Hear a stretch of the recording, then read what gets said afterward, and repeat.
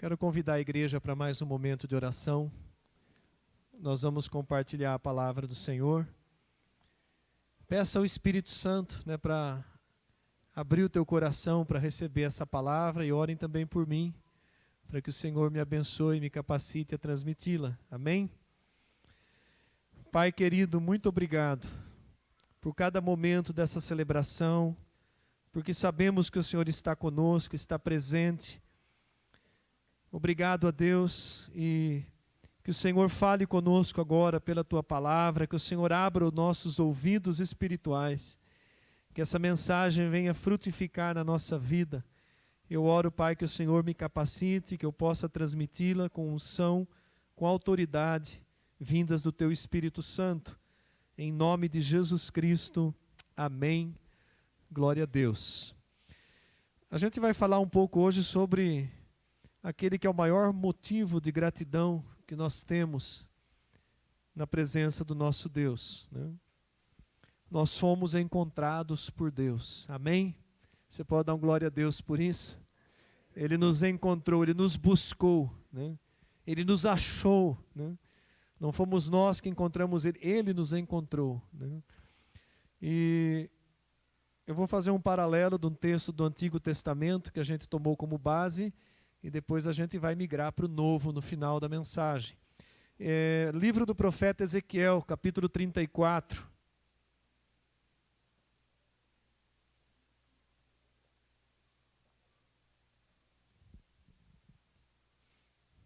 Ezequiel, capítulo 34. Eu vou ler primeiramente os versículos 11 e 12. Mas você pode segurar aí aberto a sua Bíblia em Ezequiel 34.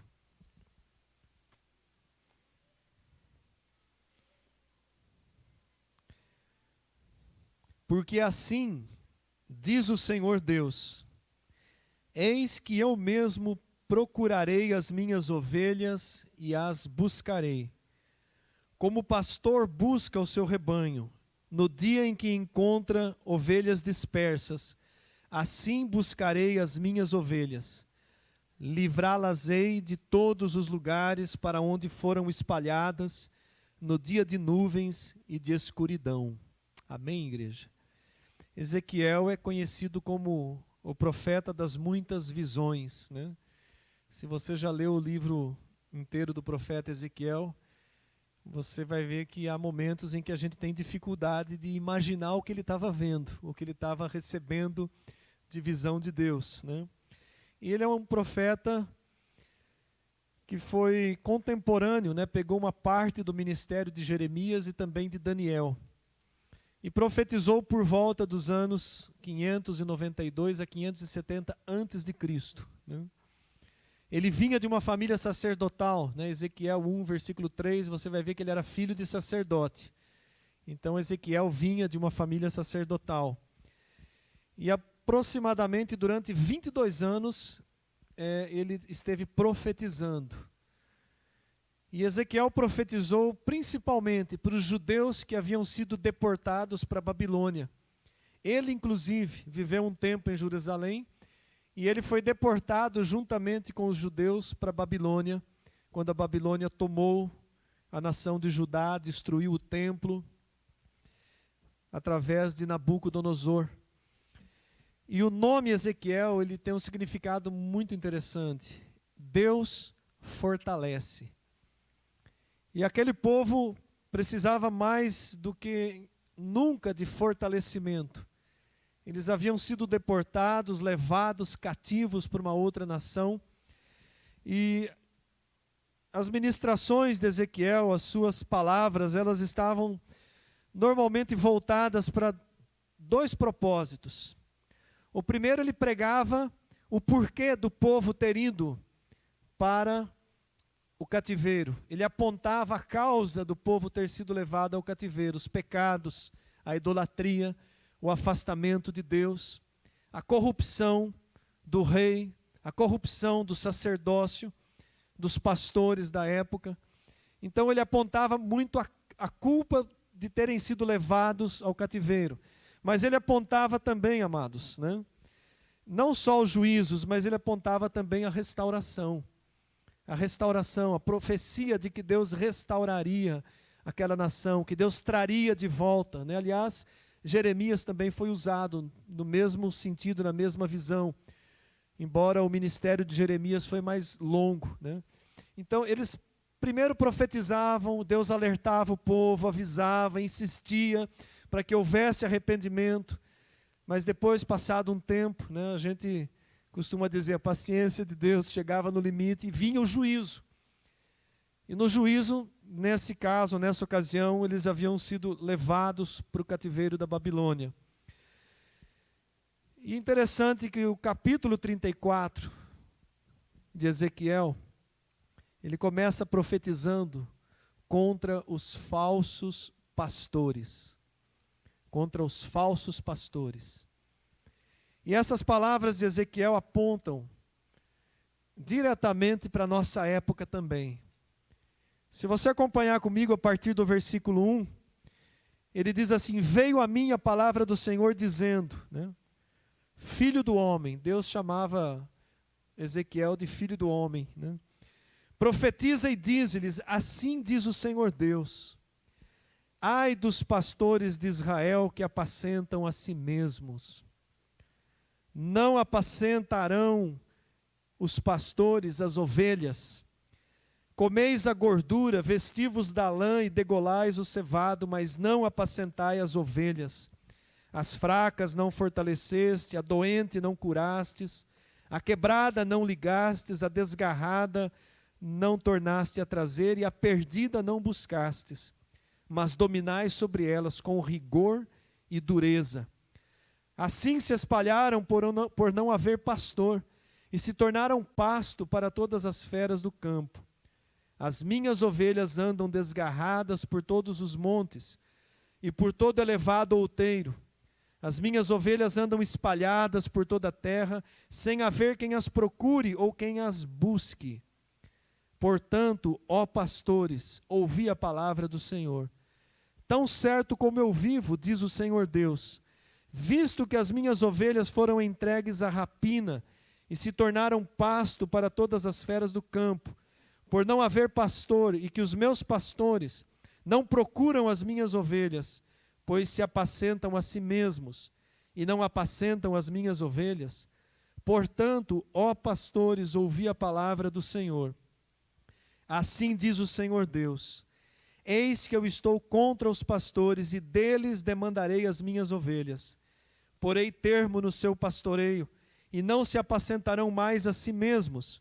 Livrarei as minhas ovelhas da sua boca para que já não lhes sirvam de pasto, né?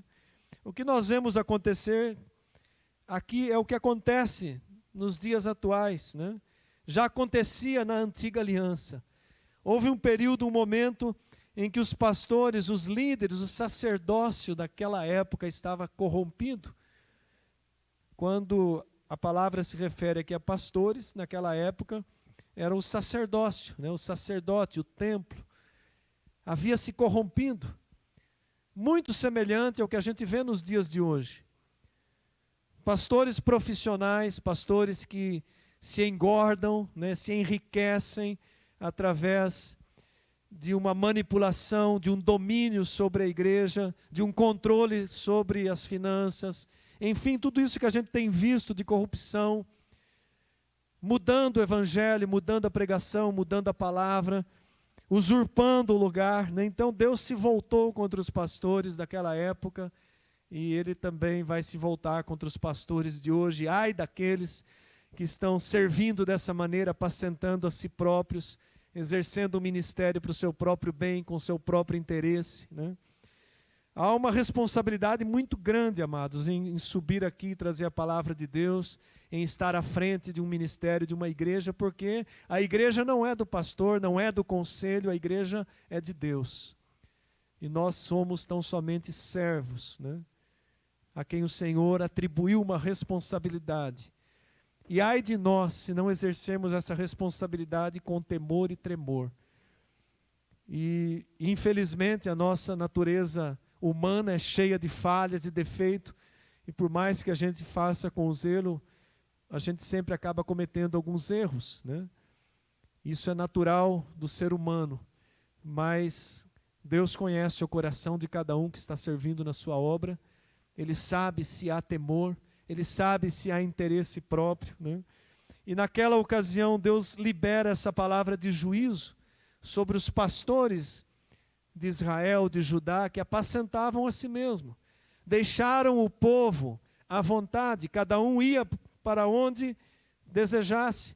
Não havia uma instrução, um ensinamento, né?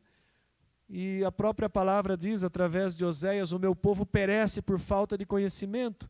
Os pastores deixaram de ensinar o povo, passaram a viver para si próprio, e o povo se perdeu, ficou sem conhecimento. E as ovelhas se dispersaram e se tornaram alvos do inimigo. Aves de rapina, né? É um símbolo da ação demoníaca, de ovelhas que foram tomadas pelo inimigo, né? Muitas se afastam, né? Trazendo a visão para os dias de hoje, muitas se afastam porque conseguem enxergar a manipulação, conseguem ver a corrupção dentro das denominações e se afastam. Mas não procuram um lugar onde há fidelidade na palavra, onde há comprometimento, e acabam se afastando e não congregando mais em lugar nenhum, e se envolvendo com o mundo, e se tornam alvos do inimigo, controlados, né, pela ação maligna, desviados, né, se tornam irados em relação ao que vem, né, e isso dificulta ainda mais a volta. Nós vemos tudo isso acontecendo nos dias de hoje, né? Há muita gente com motivos verdadeiros, né, por terem se afastados da igreja, mas que não justificam ou não buscar um lugar que seja fiel à palavra de Deus. Então isso aconteceu no passado, isso acontece hoje, né? Ovelhas que se encontram dispersas, espalhadas, desgarradas, alvos do inimigo. E para esses pastores, para essas denominações, há essa palavra dura da parte de Deus, né? Que um dia virá um julgamento, né? Há uma advertência de juízo para os falsos mestres, os falsos pastores. Mas então Ezequiel entra aqui nesse versículo 11, e ele traz uma profecia de um outro pastor. É um outro pastor. E ele diz agora: porque assim diz o Senhor Deus, eis que eu mesmo procurarei as minhas ovelhas e as buscarei. Deus, ele diz: eu serei o pastor das minhas ovelhas. Eu procurarei as minhas ovelhas e eu as buscarei. E há uma diferença entre procurar e buscar. Por exemplo, né, às vezes a gente perde algo ou esqueceu algo em algum lugar, não lembra onde guardou, e você sai procurando pela casa, né? Normalmente o marido vai pedir para a mulher, né, se ela viu, né? Bem, você sabe onde eu guardei tal coisa, né? Sumiu, perdeu alguma coisa, você procura, mas às vezes aquela coisa não é tão importante assim. E você cansa de procurar e deixa a outra hora, eu acho, né? Isso é procurar, né? Buscar é algo mais sério, né? Buscar é uma insistência. Quando você perde algo de valor, né? Quando de repente você deixa cair um anel de brilhante dentro do ralo, né, na pia, ou tirou a aliança de ouro e de repente ela caiu, foi para o ralo, foi para a pia. E aí? Aí você vai buscar, você vai dar um jeito de pegar de volta, né? Nem que seja necessário abrir o ralo, pegar ali no meio da sujeira, tirar o sifão da pia com toda aquela sujeira que tem dentro. Quem já limpou sifão de pia aqui? Né? É só os homens, né? Isso aí só sobra para a gente. A Conceição já. Eita, também a Sidneia. Mas é algo horrível de se fazer, né? Muito ruim, né? Mas imagina que caiu algo de precioso ali e você tem que dar um jeito, desmontar, colocar, procurar, pegar e pôr a mão naquela sujeira. E isso é busca. É nesse sentido, amados, né? É nesse sentido que Deus nos buscou. Quando Ele se coloca aqui como o pastor que vai procurar e buscar as ovelhas, né? Pode ser no ralo sujo, no sifão imundo, né? Remexendo até reaver aquilo que é precioso. É esse o valor que nós temos para Deus. traga um pouquinho a lembrança de onde Ele te buscou, né? Quando eu estava preparando a mensagem, me veio assim muito claramente de onde Deus me tirou, né? Da situação que eu estava vivendo naquela época. Um dia nós fomos ovelhas perdidas. Todos nós. Um dia nós fomos ovelhas perdidas. E um dia esse pastor, ele saiu à nossa procura. E mais do que isso, ele nos buscou aonde a gente estava. E ele nos tirou daquele lugar. Para cada um, Deus agiu de uma forma. Para cada um, houve um meio que Deus agiu para tirar daquele lugar. Talvez você não tinha uma visão que aquele lugar fosse tão ruim.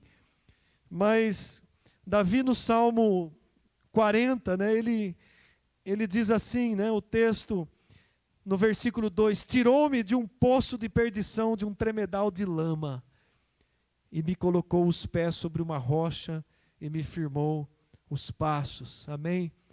Quando no final do versículo 12 aqui, ele diz assim, eu vou buscar as ovelhas que estão perdidas em lugares de nuvem e de escuridão.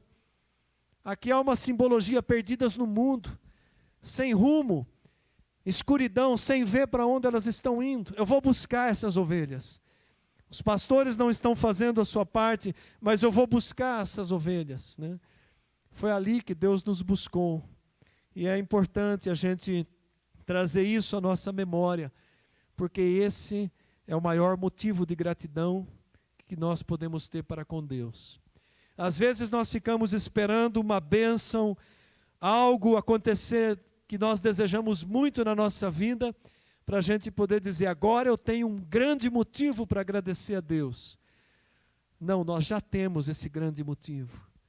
Não há motivo maior do que nós termos sido procurados, buscados e encontrados por Deus e inseridos na família da fé. A palavra de Deus nos chama de eleitos, né? Escolhidos,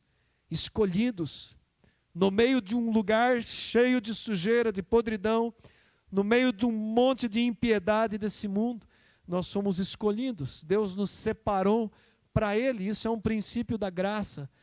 Aliás, né, Spurgeon chama isso de graça invencível, né? Graça invencível, não tem como derrotar esse propósito de Deus, né? Não há lugar onde a gente possa se esconder. Aqueles a quem Deus elegeu, eles serão encontrados e buscados e trazidos à presença de Deus, né? Uns vêm mais fácil, outros vêm arrastados, mas vêm, né? Mas vêm. Chega o dia em que a gente se rende. E quando a gente se rende, não há mais nenhum mérito, não dá para falar, eu vim por minha própria vontade. Não, eu não vim pela minha própria vontade, eu fui arrastado até um certo tempo. Aí depois, quando você chega, aí você dá aquele suspiro de alívio. Aí você entende, Deus me trouxe até aqui. Então, amados, essa é uma palavra para renovar a nossa segurança, a nossa confiança num Deus que um dia nos viu como ovelhas perdidas, dispersas, num mundo representado aqui por nuvens e escuridão, desnorteadas, sem norte, sem saber para onde ia. Quando nós procurávamos uma saída pela nossa própria conta, e não havia essa saída, a gente não encontrava satisfação em lugar e nem em coisa alguma. Foi lá, o tremedal de lama, que um dia Ele nos procurou, nos buscou e nos trouxe para Ele. Nenhuma impureza, nenhum pecado, nenhuma iniquidade pôde impedir de nós sermos reconhecidos por Deus, porque Ele conhecia totalmente a nossa vida. Paulo diz que Ele nos amou e nos reconciliou quando nós éramos ainda inimigos, né? Nós éramos perdidos. Naquela condição Ele nos amou, nos reconciliou. Olhando para nós daquele jeito, Ele enviou o Seu Filho para morrer na cruz pelos nossos pecados. A igreja não pode perder esse princípio de vista, né? Lucas capítulo 19, versículo 10, ele aponta quem era esse pastor que Ezequiel profetizou no passado, né? Quem era que Deus enviou para buscar as suas ovelhas? Ele diz assim, porque o Filho do Homem veio buscar e salvar o perdido. Jesus Cristo, né? Há uma tipologia entre Ezequiel e Jesus Cristo. Ezequiel era chamado por Deus de filho do homem, e Jesus também se apresenta muitas vezes como filho do homem. Filho de Deus, mas filho do homem, feito homem, se identificando com a raça humana, com os perdidos, né? Então, amados, nós devemos ser eternamente gratos a Deus por ter nos procurado e nos buscado, né? Eu tenho lido, né, diariamente, né, uma devocional do Spurgeon, e teve uma que calhou bem em cima dessa mensagem, quando ele fala assim que ser procurado por Deus é graça incomparável, e ser buscado por Deus é graça além do imaginável. É uma visão poética, mas é muito significativa, né? Uma graça incomparável, nada é comparado àquilo que Deus fez por nós. Nada pode ser imaginável além do amor que Deus tem por nós. Não dá para a gente imaginar a amplitude do quanto Deus nos amou e nos ama para ter enviado o seu próprio Filho por resgate. É estabelecido uma forma de reconciliação com Ele próprio. A gente lembra da imagem do homem se escondendo, né, no Éden, depois de ter pecado. E quem é que vai atrás do homem? Eu gosto de imaginar aquela cena, né? Todo final da tarde, na viração do dia, o Senhor caminhava junto ali com o primeiro casal numa comunhão maravilhosa. Imagina o que era essa comunhão perfeita. Não havia o pecado, Deus se apresentava para Adão, para Eva, e andava junto com eles conversando. E aí chega um belo dia em que essa comunhão é quebrada, e o homem e a sua mulher têm conhecimento disso. Eles sabem que Deus vai aparecer, porque Deus sempre vinha naquele horário, e ele se esconde. Que condição triste, né? Se esconder da presença de Deus. Quantos que cometem algum pecado e se escondem da presença de Deus?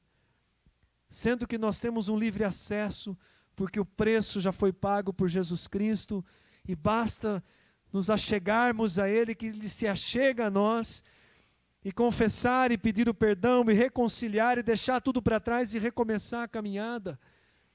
Foi Ele quem nos procurou, foi Ele quem nos buscou, foi Ele quem nos encontrou, foi Ele quem nos colocou debaixo dessa paz, desse amor que nós sequer conseguimos imaginar.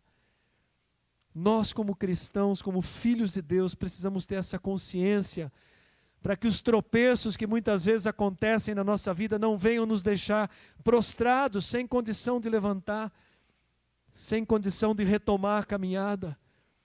Talvez você conheça alguém, algum irmão que se afastou, que não está presente, que deixou a comunhão, e talvez o que falta falar para ele é essa mensagem. Talvez você seja a pessoa que Deus queira usar para buscar aquele que você sabe que está afastado e falar: olha, irmão, irmã, volta, restaura, recomeça.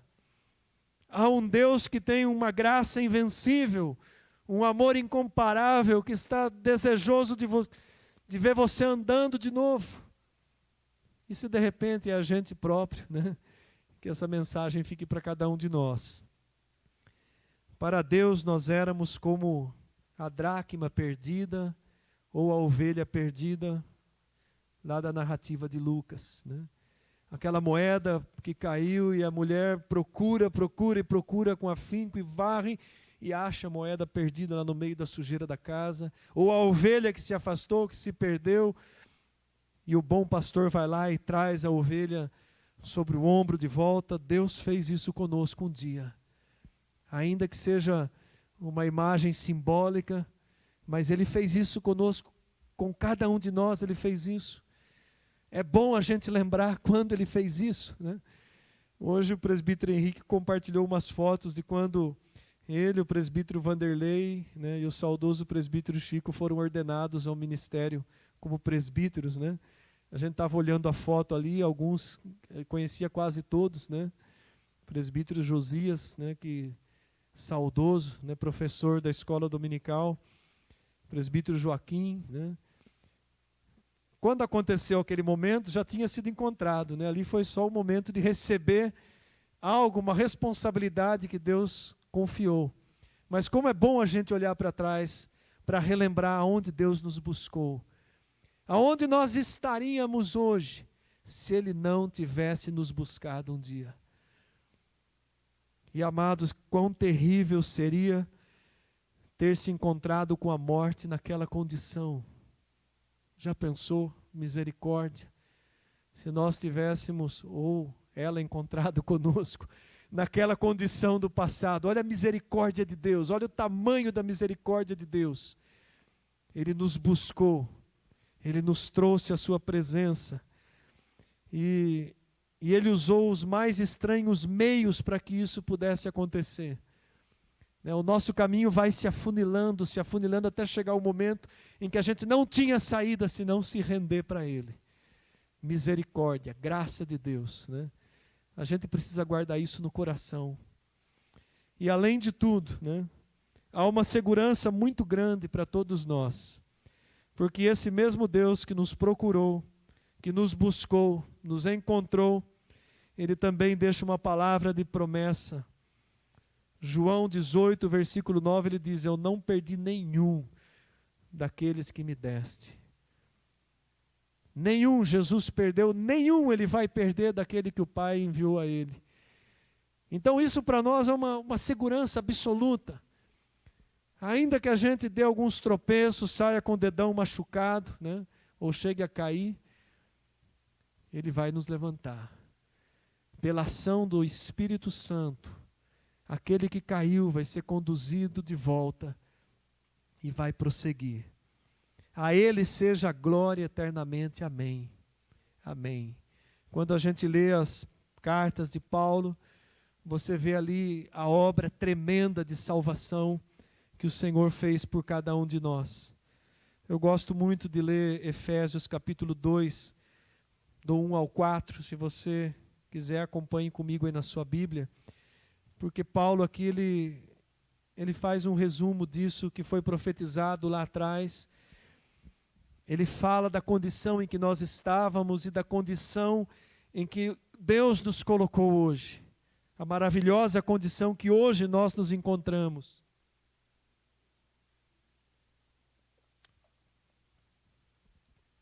É um texto muito, muito conhecido, né? Ele nos deu vida. Nos deu vida. Estando nós mortos nos nossos delitos e pecados, ovelhas perdidas nós éramos, nos quais nós andamos no passado, segundo o curso desse mundo, seguindo o príncipe da potestade do ar, do espírito que agora atua nos filhos da desobediência. Antes de Deus nos encontrar, nós estávamos fazendo a vontade do diabo. Claramente Paulo fala isso. Entre os quais também todos nós andamos no passado, outrora, né? Segundo as inclinações da nossa carne, fazendo a vontade da nossa carne e dos nossos pensamentos. E éramos por natureza filhos da ira, como também os demais. Agora olha que maravilhoso esse versículo 4 e 5. Mas Deus, sendo rico em misericórdia, por causa do grande amor com que nos amou, e estando nós mortos em nossos delitos, Ele nos deu vida juntamente com Cristo. Pela graça sois salvos. Amém, igreja? É para dar um glória a Deus, né? Não há motivo maior de gratidão a Deus do que esse, né? E para a gente encerrar, uma última passagem, agora do apóstolo Pedro, 1 Pedro, capítulo 2, versículo 9 e 10. Aliás, esse versículo de Pedro 9 e 10, ele traz também uma responsabilidade que cabe a nós, depois que nós nos tornamos filhos de Deus. Abra comigo 1 Pedro 2, versículo 9 e 10. Vós, porém, sois raça eleita, eleita, escolhida, raça eleita. A igreja, os filhos de Deus, nascidos de novo, se tornaram sacerdotes, sacerdócio real, nação santa. A igreja tem que ter o entendimento que ela é uma nação separada. Ainda que a gente esteja nesse mundo, nós somos separados do mundo. É o mundo que tem que olhar para nós e não nós olharmos para o mundo. É o mundo que tem que se espelhar na igreja e não a igreja se espelhar no mundo. Nação santa, nação separada. Povo de propriedade exclusiva de Deus. Se nós somos propriedade, Ele é o Senhor, Ele é o dono. É Ele quem tem o senhorio, o governo sobre a nossa vida. A fim do quê? Aqui vem a responsabilidade da igreja, de cada um de nós cristãos, nascidos de novo, a responsabilidade de proclamar as virtudes daquele que nos tirou, nos chamou das trevas para a sua maravilhosa luz. Vós sim, né? Nós, que antes não éramos povo, mas agora somos povo de Deus. Nós que não tínhamos alcançado misericórdia, mas agora alcançamos misericórdia. Amém, igreja? Essa mensagem, ela fala sobre o fundamento da fé, né? A salvação pela graça. Não há mérito da parte do homem. Não há nada que eu possa acrescentar àquilo que Deus fez. Há um grande engano hoje em muitas teologias falsas, que querem acrescentar algo àquilo que Jesus fez. Nós falamos muito sobre isso, principalmente nas aulas de escola dominical. Não há nada que o homem possa acrescentar. Algumas denominações acrescentam aí a obrigatoriedade do sábado. Se você não obedecer e não observar o sábado, você está fora, não é salvo. A missão nossa hoje vai muito mais do que o sábado, não é um dia só, é todos os dias. Todos os dias a igreja deve consagrar a Deus. Todos os dias a nossa vida deve ser consagrada a Deus. Todos os dias nós estamos aqui servindo a Deus com o nosso testemunho. É todos os dias, né? Embora a gente determine um dia especial para oferecer culto, né? Mas é todos os dias, né? Mas tem algo que eu preciso fazer para que eu seja aceito. A boa obra, não, a boa obra acompanha. Elas já foram preparadas para que nós andássemos nelas. Não há nada que eu possa acrescentar. Se você veio do catolicismo romano, talvez você fale, mas e Maria? Ela não tem que ser venerada? Não, ela não precisa ser venerada. Só Jesus Cristo. Ela não faz parte da Trindade. Não há nada, amados, que a gente possa acrescentar. Então isso nós precisamos compreender, foi completa a obra de Deus. Ele nos buscou lá no tremedal de lama, Ele nos achou, Ele nos limpou, nos purificou, Ele nos fez parte da sua igreja, nos vivificou. E aqui entra um detalhe importante. Nós não podemos esfriar, né? Nós não podemos nos tornar mornos. Nós não somos igreja de Laodiceia. Nós não podemos cair na mornidão. Nós não podemos cair na acomodação de um relacionamento de rotina com Deus ou de religiosidade. O que Deus espera de nós é relacionamento pai e filho. É intimidade, é comunhão, é caminhar juntos. Então que a gente possa guardar isso no nosso coração, porque nós, igreja, nós não somos qualquer coisa não. Nós somos tudo isso que Deus revelou aqui para o apóstolo Pedro. Raça eleita, sacerdócio real, nação santa, povo de propriedade exclusiva de Deus. Amém? Vamos nos colocar em pé, eu quero convidar o Ministério de Música.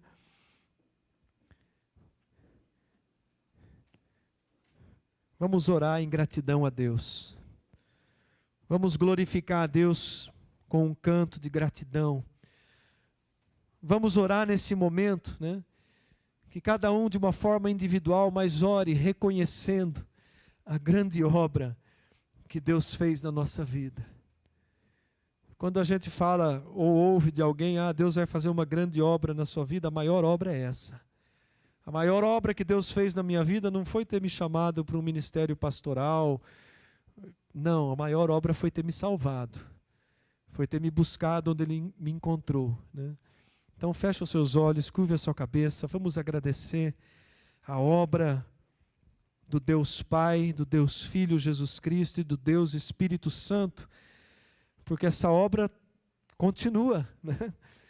Ela só vai completar no dia da glorificação, no dia do nosso encontro na glória, em nome de Jesus Cristo. Essa data já está marcada, né, para todos nós.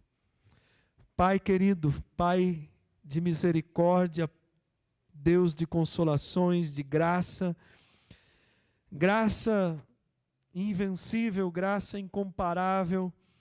Pai, nós queremos nesse momento render graças a Ti, entregar gratidão e reconhecimento, porque nós cremos que isso agrada o Teu coração quando nós, como filhos que hoje somos, reconhecemos que um dia éramos ovelhas perdidas, desgarradas, mas hoje nós podemos render graças, porque o Senhor nos procurou, nos buscou, nos encontrou, nos tornou filhos de Deus.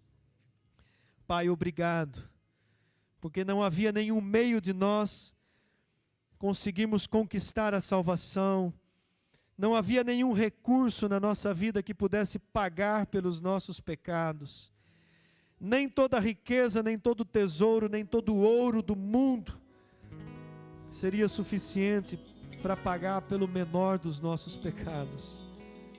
Mas o Senhor enviou o Teu Filho como Cordeiro perfeito, derramando um sangue puríssimo, pagando o nosso resgate, pagando o preço da nossa culpa, nos redimindo para si, nos arrancou da escravidão do mundo. O Senhor não permitiu que a morte nos encontrasse antes que o Senhor nos encontrasse e nos buscasse. Ato da misericórdia do Senhor. Misericórdia porque nós éramos dignos de receber juízo e recebemos perdão. Graça porque nós não merecíamos nada e recebemos salvação. Bendito Deus Pai, Deus Filho, Espírito Santo de Deus. Recebe o nosso louvor, a nossa adoração. Recebe-nos, ó Deus, que a oração de cada um dos Teus filhos e filhas nessa noite, nessa igreja, que o nosso coração esteja nesse momento reconhecendo e transbordando de gratidão ao Senhor, porque nos encontraste, nos salvaste, nos remiste. Pai, eu quero entregar toda a gratidão da minha vida ao Senhor. Gratidão a Jesus Cristo, o Cordeiro Santo que nos trouxe a paz. Gratidão ao Espírito, ao Consolador que se faz presente todos os dias da nossa vida e se fará presente até a consumação dos séculos, quando findar o tempo da graça e entrarmos na eternidade.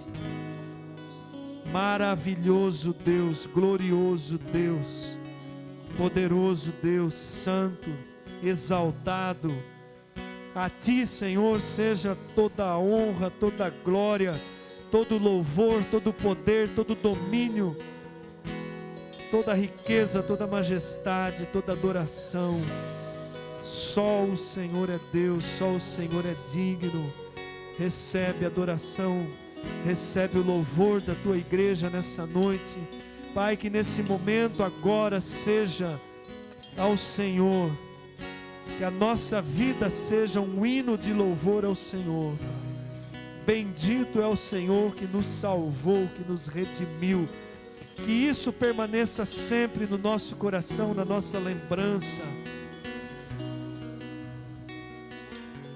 No passado, quando o povo de Deus queria fazer algo para que eles não se esquecessem, eles levantavam um memorial um altar de pedras, alguma coisa que quando eles olhassem, eles se lembrassem do grande favor de Deus. Que haja no nosso coração um altar, onde toda vez que a gente olhe para dentro, a gente veja a obra salvadora de Jesus Cristo. E todos os dias nós possamos dar glórias ao Deus que nos encontrou, que nos buscou.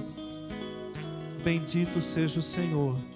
Pai, assim eu oro e exalto a grandeza do Teu nome, a grandeza da Tua santidade, a grandeza da Tua bondade, da Tua misericórdia e da Tua graça. Que suba ao Senhor a nossa oração como louvor, a nossa adoração como incenso suave, e seja aceita, recebida por Ti, e que o Senhor derrame da Tua presença manifesta em cada coração nessa noite. Que essa palavra seja alimento para nossa alma todos os dias da nossa vida. O Deus que nos fortalece, o Deus que nos resgatou. Aleluia.